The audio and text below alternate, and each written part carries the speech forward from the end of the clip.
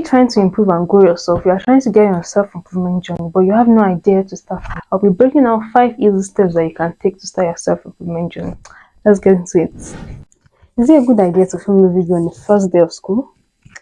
Probably not. I have 10 minutes to get ready.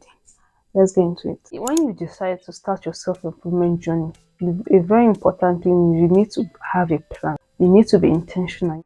It's very important for you to focus on things you can change.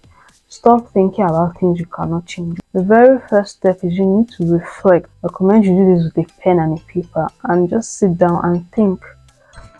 How is my life?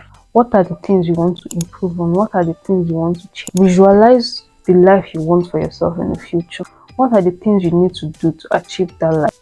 What are your weaknesses? What are your strengths? What are some of the mistakes you've made that you don't want to make again?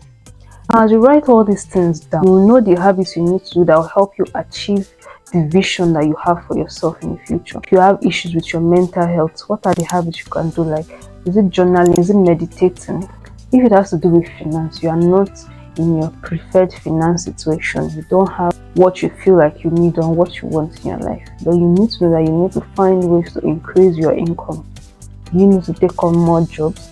You need to change your current job. You need to increase your skill set, learn more skills. You need to acquire more education. So once you do this exercise, it opens your eyes to the things that you need to do, and those are the things that you can change, and those are the things you are going to be working on. The thing with self-improvement is that it is not a marathon, it's a sprint. The mistake a lot of people make is when they try to improve, they try to do everything at once. You are trying to do too many things at once, and as a beginner, it's best to focus on one habit at a time. Don't try to do so many habits at the same time. That will just lead to inconsistency. So we are going to pick that one habit for the next 30 days. This is what I'm going to focus on. I'm going to set a challenge for myself, a 30 days challenge. That every day for this next 30 days, I'm going to do these habits. If meditation is your thing, going to meditate for the next 30 days. Some days you might not be able to do it, that's fine, but make sure you do it the next day. Try not to miss 2 days at a row.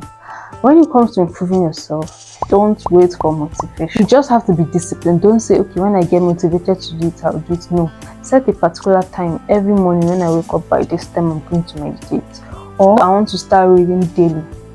Don't say, when I'm motivated to read, I'll pick up the book and read. No, set a particular time. At this point, you'll be able to keep up more, because you are not always going to feel motivated, but you need to be disciplined. Ensure you do 30 days. If you miss a day, that means you're going to do additional day. That's 31 days. Any number of days you miss, you're going to add it to it. So you might end up doing 40 days. If the habit you pick was to read every day, now the habit you might want to do now is to start meditating. So you pick that up. Okay, I'm going to start meditating now.